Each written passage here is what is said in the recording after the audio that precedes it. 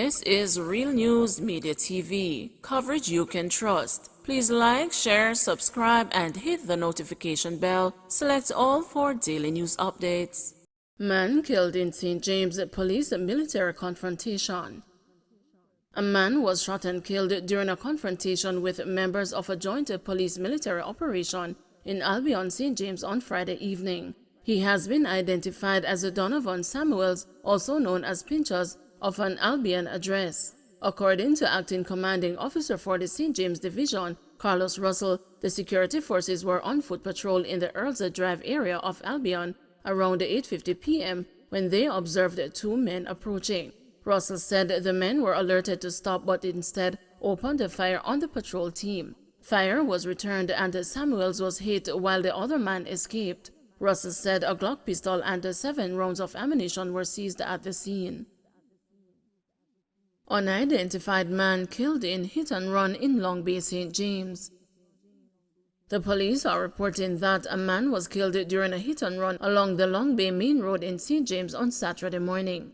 Acting commanding officer for the St. James Police Division, Carlos Russell, told the news that the police responded to the report around 12:15 a.m. On the arrival of the police, the body of an unidentified male, believed to be in his late 30s or early 40s, was seen lying face down in the left lane of the main road. The man's skull was visibly cracked and his limbs appeared to be broken. He was clad in blue jeans shorts, was without a shirt, and was barefooted. Investigations are ongoing. Egg farmers pleading for tax break. President of the Jamaica Eggs Farmers Association, Mark Campbell, has warned that the sector is at a crossroads due to the rising cost of production. Campbell, addressing the association's annual general meeting in St. Ann on Thursday, said that the increased cost of production is driven mainly by the rising price of chicken feed. He is again appealing to the government to remove general consumption tax on table eggs to cushion the impact of inflation. Removal of the GCT on table eggs will make them more affordable to consumers and will spur growth in agriculture, he argued. We, through the ministry, during the pandemic, demonstrated that Jamaica will buy more eggs if the GCT is not on it, if it gets to the consumer cheaper by removing the GCT. Because even when you, the farmer, don't charge that GCT, the supermarket man puts it on, so the consumer pays it. And so it is a burden to the consumer. And every single minister who has sat in the chair up at Hope has promised to deal with this matter. And we still wait. Deposit refund scheme for plastic bottles. The government will be focusing on a deposit refund scheme backed by legislation for plastic bottles, providing an update on the ban of some single-use plastic packaging materials. In the Senate on Friday, Minister without portfolio in the Ministry of Economic Growth and Job Creation, Matthew Samuda, said the scheme aims to increase the percentage of plastic bottles collected for recycling. This statement in no way diminishes the efforts of the plastic manufacturers by way of the Jamaica Recycling Partners Initiative or that of any of the other recycling companies currently operating in Jamaica. Their efforts are to be acknowledged and congratulated, he said.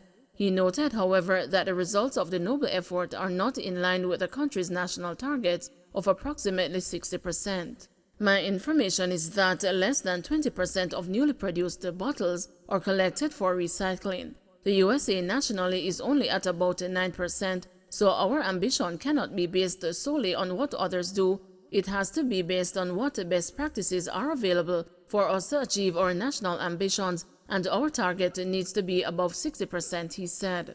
We will ask over time as we build out this system to get a formal declaration of this target in the way we have formal targets for protected areas. We need formal targets on how we manage our waste, but that will take some time, he added. Samuda informed that the government will be working with all stakeholders, including the opposition, as we develop the policy, legislation, and operational ways. He pointed out that plastic bottles represent approximately 13% of the Jamaican waste stream. Samuda said although plastic bottles are not banned at this stage, given the current unstable geopolitical environment, they do require and deserve a significant focus from the government. In the current unstable geopolitical government, glass bottles are simply not available in the quantities required by our market. Several of our manufacturers who use glass, who have long-term buying relationships, are struggling to keep pace with the current demand. That means, quite frankly, that at this stage, plastic bottles are not bannable, he said.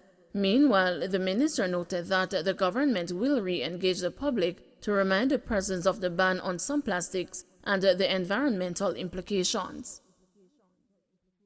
SLB starts accepting loan applications online.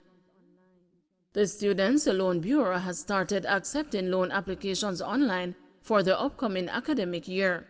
This is a new feature of the Strategic Transformation of End Users Experience portal, which has been enabled by the entity's redesigned website.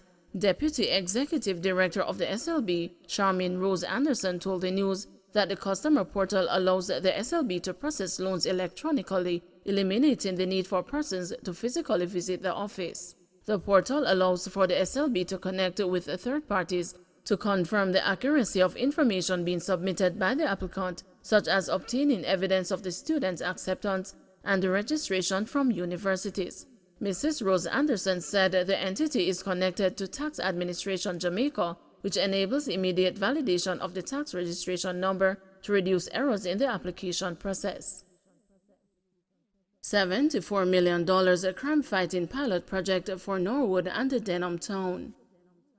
Norwood in St. James and the Denham Town in West Kingston will be the recipients of a $74.6 million project over the next 12 months as efforts continue to reduce crime and violence in the two communities. Deputy Prime Minister and the Minister of National Security, Dr. Horace Chang, on Friday launched the Reduce Small Arms and Light Weapons in Jamaica project at the Jamaica Evangelistic Center in Norwood Heights, St. James. The pilot initiative, also known as the Saving Lives Entity Joint Program, aims to dismantle the factors that make it possible for the illicit trafficking of firearms and ammunition into the country, as well as address the root cause of violence. This will be tackled via multiple entry points to include legislation, policy, strategy, training, investigations, law enforcement, and data collection. The project will be spearheaded by the ministry and implemented by the United Nations Development Program. In his address, Chang stated that the project was critical as over 85% of our homicides are committed with firearms, and Jamaica has the highest rate of homicide of any democracy. He said reducing the supply of arms in Jamaica is crucial to reducing violence in the country and requires a multi-pronged approach that will include local and international partners.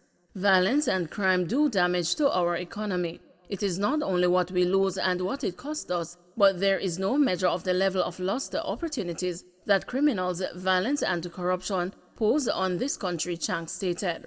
He said the program aligns with Jamaica's goal of a secure, cohesive, and just society. The Reduced Small Arms and Light Weapons in Jamaica project will incorporate 4 key activities to achieve its objectives. These include a desk review and a situational analysis of Jamaica's current needs and constraints in relation to crime and small arms control, virtual high-level consultations, and bilateral meetings with key stakeholders on issues of citizen security and safety in Jamaica, development of a mission report with recommendations for focus areas for the UN country team, and the development of the UN joint project, document for enhancing citizen safety and security in Jamaica to include a focus on armed violence reduction. Funding for the project is from the Salient Fund established by the UNDP and the United Nations Organizations for Disarmament Affairs. The United Nations Educational, Scientific, and Cultural Organization and the United Nations Office on Drugs and Crime are also part of the project. United Nations Resident Coordinator Dr. Gary Conneal indicated that the UN is committed to working with Jamaica to turn the tide on the illegal use of small arms and the homicide epidemic. I therefore join the government in calling on Jamaicans everywhere to see themselves as change agents, to reject the urge to participate in the illegal trade of guns and instead to actively participate in the transformation required to build peace in this small island, Dr. Conneal said. Don't forget to like, share, subscribe, and hit the notification bell. Select all for daily news updates.